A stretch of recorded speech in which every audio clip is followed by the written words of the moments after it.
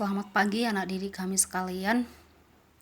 Ibu harap masih dalam keadaan sehat, penuh sukacita, dan tentunya masih memiliki semangat belajar walaupun masih tetap menjalankan belajar online atau dalam jaringan. Dan kita sama-sama berdoa semoga wabah COVID-19 ini segera berlalu dari negara kita sehingga kita kembali mengikuti pembelajaran tatap muka di sekolah sebagaimana mestinya. Untuk pembelajaran kita pada hari ini, Ibu lanjutkan mengenai gelombang cahaya.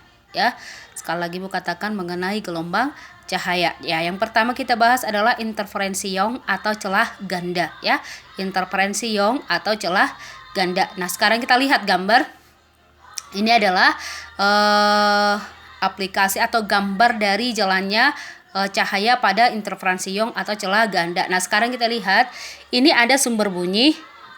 Ini adalah ada sumber cahaya. Sumber cahaya itu didatangkan kepada dua buah celah. Ini celah 1, ini celah 2 ya. Sumber cahaya ini didatangkan kepada dua buah celah 1 dan celah 2. Nah, karena sumber cahaya itu satu sumber cahaya didatangkan kepada dua buah celah, maka kedua celah ini akan menjadi sumber cahaya yang baru ya. Cahaya datang dari sumber cahaya ke kedua celah, maka kedua celah akan merupakan sumber cahaya yang baru ya.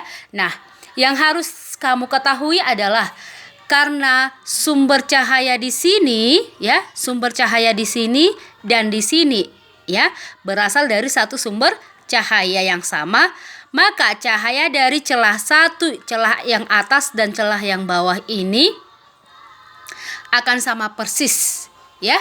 Cahaya yang datang dari celah 1 dan celah 2 ini akan sama persis atau disebut dengan cahaya yang koheren. Apa itu cahaya yang koheren ya? Cahaya yang koheren adalah cahaya yang memiliki lambdanya sama ya, lambdanya sama, frekuensinya sama, amplitudonya sama, dan selanjutnya ya. Lambdanya sama, frekuensinya sama, amplitudonya sama, itulah cahaya yang koheren. Jadi cahaya yang dari kisi 1 atau celah 1 dengan celah 2 ini akan mengalami cahaya yang sama persis ya. Nah, cahaya dari dua celah ini akan saling berinterferensi ya, akan saling berinterferensi. Berinterferensi artinya saling menjumlahkan atau saling menggabungkan. Nah, hasil interferensi kedua cahaya dari dua celah ini adalah hasil interferensi dari kedua cahaya dari dua celah itu adalah akan ketika ditangkap oleh layar. Nah, ini layar ya. Ketika ditangkap oleh layar ini, maka hasil interferensi cahaya yang berasal dari dua celah ini akan muncullah pola terang dan pola gelap ya. Akan muncul pola terang dan pola gelap. Dan di pusat layar biasanya selalu muncul terang pusat ya. Di pusat layar selalu muncul terang pusat, ini gelap, terang lagi, gelap lagi, terang pusat, gelap, terang lagi, gelap lagi, dan seterusnya sepanjang layar.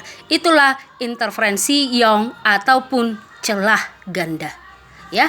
Itulah interferensi Young atau celah ganda. Nah, sekarang kita lihat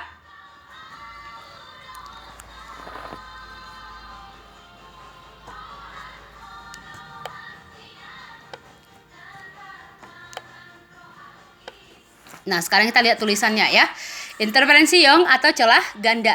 Jika sebuah sumber cahaya digunakan untuk menyinari dua buah celah, maka cahaya yang keluar dari celah akan saling berinterferensi. Itulah tadi dari celah 1 atau celah 2, dia akan berinterferensi atau saling menggabungkan atau saling menjumlahkan. Nah, akibatnya apa yang terjadi ketika terjadi interferensi dua buah celah cahaya yang berasal dari dua buah cahaya yang berasal dari dua buah celah? Akibatnya adalah pada layar yang diletakkan di kanannya akan muncul pola teratur berupa garis-garis terang dan garis gelap saling bergantian ya, berupa garis terang dan gelap saling bergantian. Dan ingat, di pusat layar itu adalah terang pusat. Ya, di pusat layar adalah terang pusat. Nah, sekarang kita lanjutkan persamaan-persamaan pada celah ganda ya.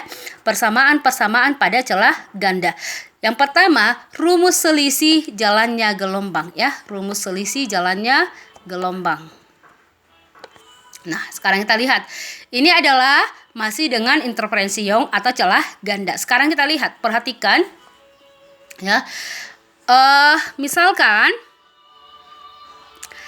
A adalah cahaya yang datang dari celah atas ya. A cahaya yang datang dari celah atas, B cahaya yang datang dari celah bawah ya. A cahaya yang datang dari celah atas, B cahaya yang datang dari celah bawah. Nah, kedua cahaya itu didatangkan kepada satu titik yaitu titik P ya. Kedua cahaya itu datang kepada satu titik yaitu titik P. Karena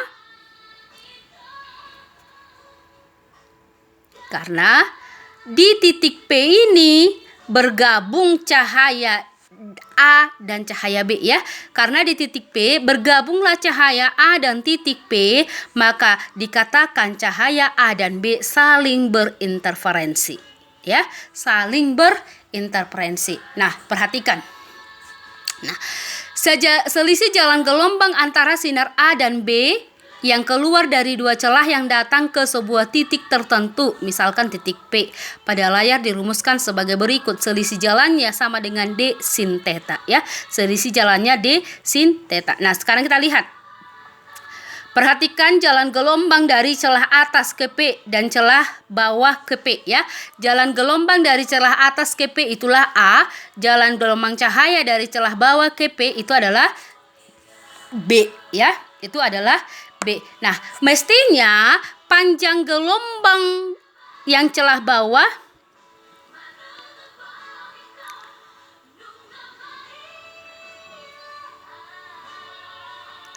nah, selisihnya adalah D jarak antara celah ya. Jarak antara celah atas dengan celah bawah inilah D ya. Jarak antara celah atas dengan celah bawah adalah D. Nah, theta itu adalah sudut dari garis pusat ke arah titik P tadi. Sudut dari garis pusat. Garis pusatnya ini yang tengah ya, ke arah titik P tadi. Nah, selisih jalannya cahaya adalah ini dia. Selisih dari celah 1 ke celah 2 ini dia. Ini celah 1, ini celah 2. Berarti ada selisihnya. Inilah selisih jalannya cahaya. Itulah yang dikatakan dengan D sinus theta. Ya, itulah D sinus theta. Berikutnya.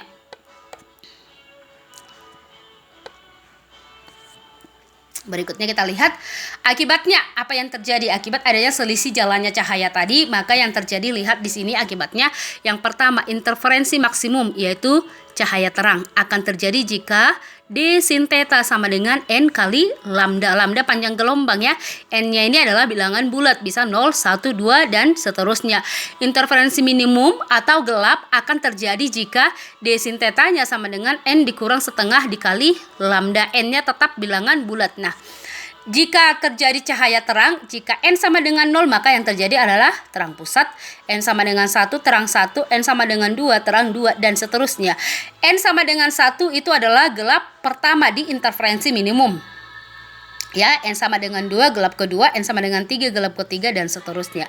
D itu adalah jarak antara dua celah, satuannya adalah meter.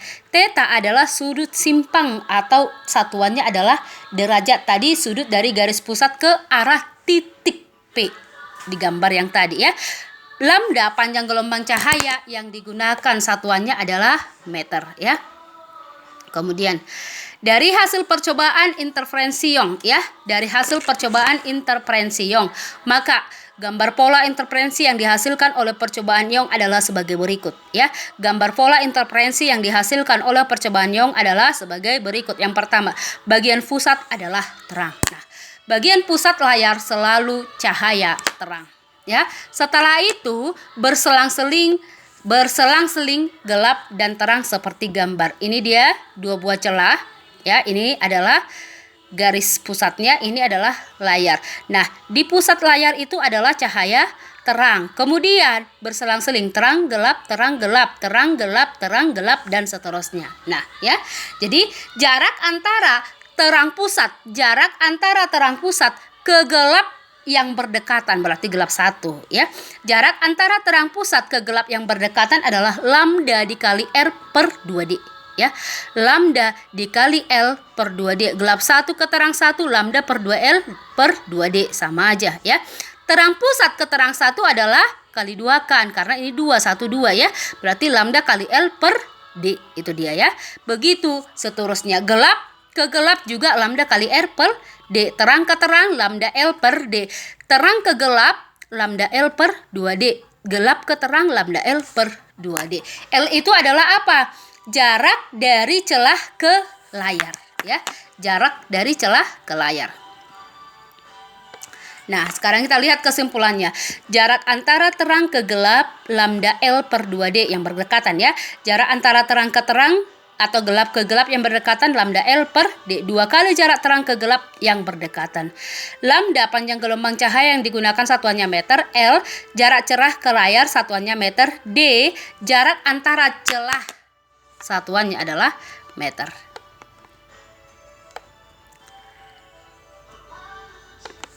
Berikutnya kita lanjut dengan interferensi kisi ya.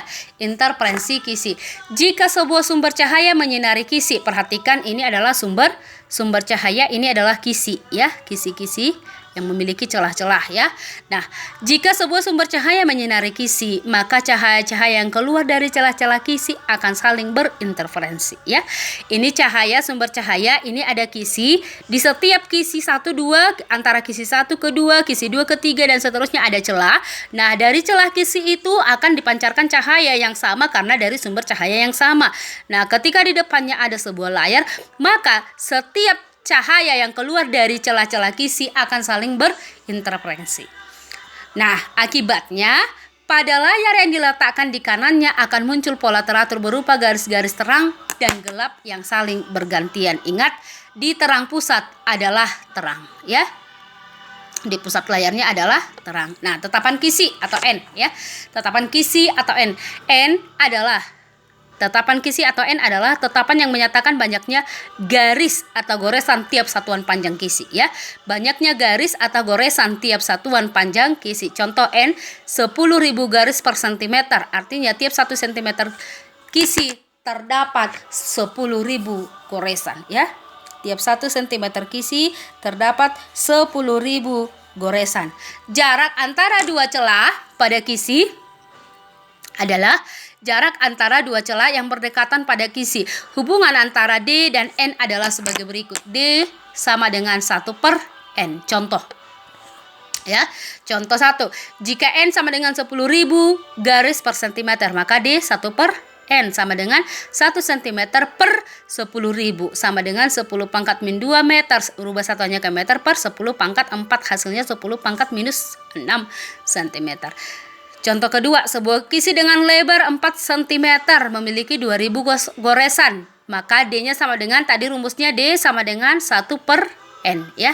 D sama dengan 1 per N. 4 cm per 2.000. 4 kali 10 pangkat min 2 per 2 kali 10 pangkat 3 sama dengan 4 dibagi 2, 2 min 2. Ini 3 ke atas jadi minus. Berarti 2 kali 10 pangkat minus 5. Itulah tentang interferensi cahaya atau celah ganda interferensi ion.